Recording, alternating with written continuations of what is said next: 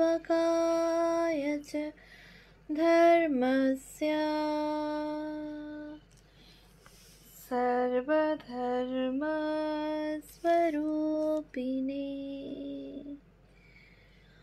अवतार वरिष्ठाय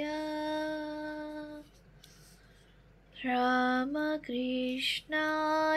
ते नमः। শ্রী শ্রী রামকৃষ্ণ কথামৃত দ্বিতীয় খণ্ড। তব কথামৃতম তপ্ত জীবনম কুবিভিড়িতম কলমশাপহম শ্রবণমঙ্গলম শ্রীমদাততম ভুবি গৃণন্তে ये ভুরিদা জানা। শ্রীমদ্ ভাগবত গোপী গীতা, পৃষ্ঠা সংখ্যা 1040, পঞ্চদশ পরিচ্ছেদ। অবতার বেদ বিধির পার, বৈধি ভক্তি ও ভক্তি উন্মাদ।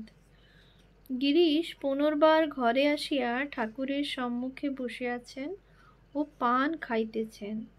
শ্রী রামকৃষ্ণ গিরিশের প্রতি। রাখাল টাখাল এখন বুঝেছে কোনটা ভালো, কোনটা মন্দ, কোনটা সত্য, কোনটা মিথ্যা। ওরা যে সংসারে গিয়ে থাকে সে জেনে শুনে, পরিবার আছে, ছেলেও হয়েছে, কিন্তু বুঝেছে যে সব অনিত্য, মিথ্যা। রাখাল টাখাল এরা সংসারে লিপ্ত হবে না। যেমন পাকাল মাছ, পাকের ভিতর বাস, কিন্তু গায়ে পাকের দাগটি পর্যন্ত নাই। গিরিশ মহাশয়, ওসব আমি বুঝি না।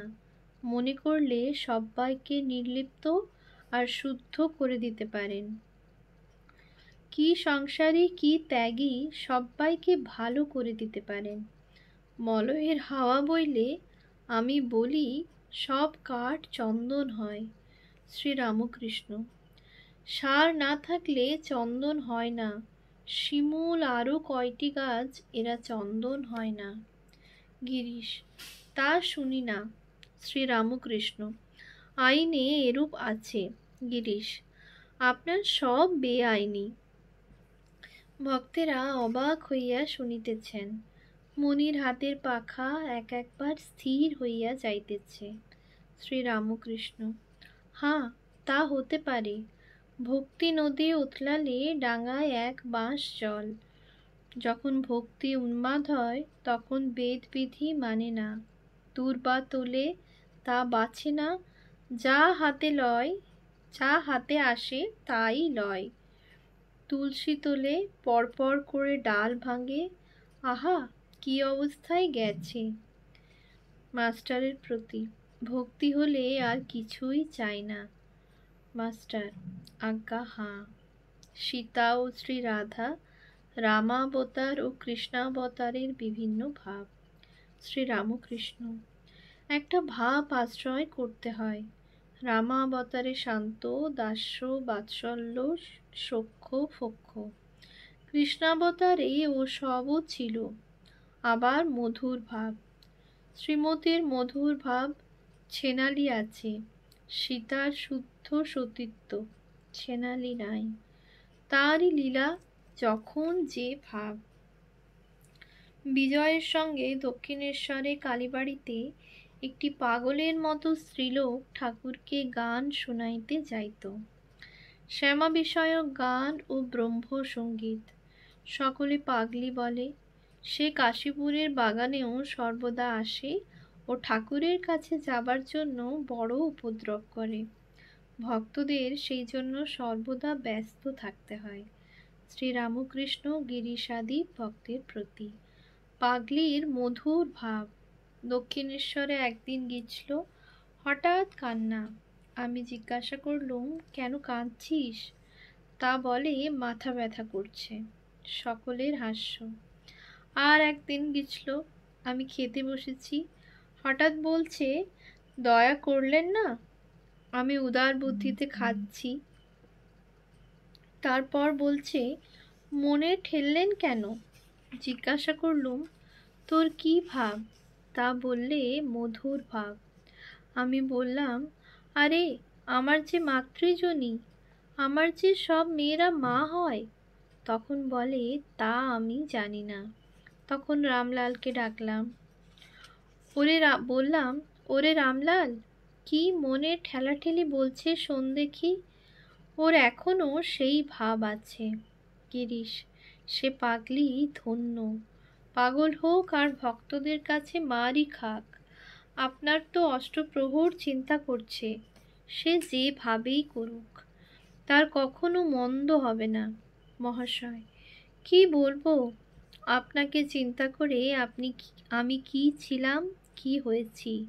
আগে আলস্য ছিল, এখন সে আলস্য ঈশ্বরে নির্ভর করে দাঁড়িয়েছে। পাপ ছিল, তাই এখন নিরহংকার হয়েছি। আহা, আর কি বলবো। ভক্তেরা চুপ করিয়া আছেন। রাখাল পাগলির কথা উল্লেখ করিয়া দুঃখ করিতেছেন। বললেন, দুঃখ হয়, সে উপদ্রব করে, আর তার জন্য অনেকে কষ্টও পায়। নিরঞ্জন রাখালের প্রতি, তোর মাগ আছে, তাই তোর মন কেমন করে। আমরা তাকে বলিদান দিতে পারি। রাখাল বিরক্ত হইয়া, কি বাহাদুরি, ওর সামনে এসব কথা। গিরিশকে উপদেশ, টাকায় আসক্তি, সদ্ব্যবহার ডাক্তার কবিরাজের দ্রব্য। শ্রীরামকৃষ্ণ গিরিশের প্রতি, কামিনী কাঞ্চনী সংসার। অনেকে টাকা গায়ের রক্ত মনে করে, কিন্তু টাকাকে বেশি যত্ন করলে একদিন হয়তো সব বেরিয়ে যায়। আমাদের দেশে মাঠে আল বাঁধে। আল জানো? যারা খুব যত্ন করে চারিদিকে আল দেয়, তাদের আল জলের তোড়ে ভেঙে যায়। যারা একদিক খুলে ঘাসের চাপড়া দিয়ে রাখে, তাদের কেমন পলি পড়ে, কত ধান হয়। যারা টাকার সদ্ব্যবহার করে, ঠাকুর সেবা, সাধু ভক্তের সেবা করে, দান করে, তাদেরই কাজ হয়, তাদেরই ফসল হয়। আমি ডাক্তার কবিরাজের জিনিস খেতে পারি না। যারা লোকের কষ্ট থেকে টাকা রোজগার করে, ওদের ধন যেন রক্তপুঞ্জ। এই বলিয়া ঠাকুর দুইজন চিকিৎসকের নাম করিলেন। গিরিশ, রাজেন্দ্র দত্তের খুব দরাজ মন, কারু কাছে একটি পয়সা লয় না, তার দান ধ্যান আছে। ষোড়শ পরিচ্ছেদ, কাশীপুর উদ্যানে নরেন্দ্র প্রভৃতি ভক্ত সঙ্গে। শ্রীরামকৃষ্ণ কাশীপুর বাগানে ভক্ত সঙ্গে বাস করিতেছেন। শরীর খুব অসুস্থ, কিন্তু ভক্তদের মঙ্গলের জন্য সর্বদাই ব্যাকুল। আজ শনিবার, 5ই বৈশাখ, চৈত্র শুক্লা চতুর্দশী, 17 এপ্রিল 1886, পূর্ণিমাও পড়িয়াছে। কয়দিন ধরিয়া প্রায় প্রত্যহ নরেন্দ্র দক্ষিণেশ্বরে যাইতেছেন। পঞ্চবটিতে ঈশ্বর চিন্তা করেন, সাধনা করেন। আজ সন্ধ্যার সময় ফিরিলেন, সঙ্গে শ্রীযুক্ত তারক ও কালী। রাত 8টা হইয়াছে। জ্যোৎস্না ও দক্ষিণে হাওয়া বাগানটিকে সুন্দর করিয়াছে।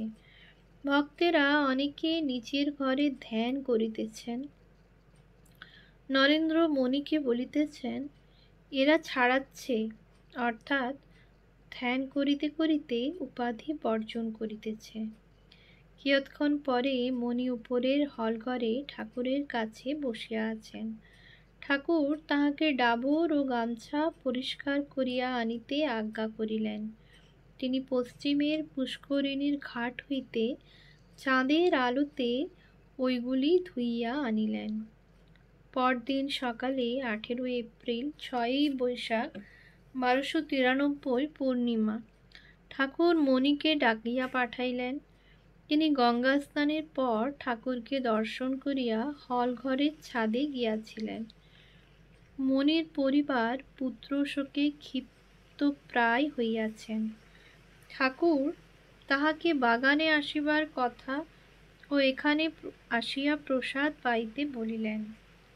ঠাকুর ইশারা করিয়া বলিতেছেন, এখানে আসতে বলবে, দুদিন থাকবে, কোলের ছেলেটিকে যেন নিয়ে আসে, আর এখানে এসে খাবে।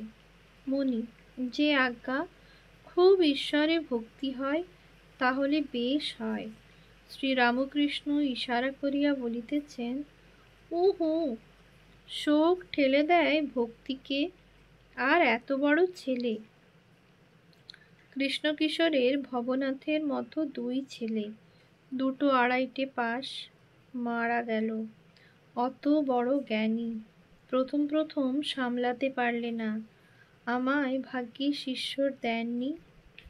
অর্জুন অত বড় জ্ঞানী, সঙ্গে কৃষ্ণ, তবু অভিমন্যুর শোকে একেবারে অধীর। কিশোরী আসে না কেন? একজন ভক্ত, সে রোজ গঙ্গা স্নানে যায়। শ্রীরামকৃষ্ণ, এখানে আসে না কেন? ভক্ত, আজ্ঞে আসতে বলবো।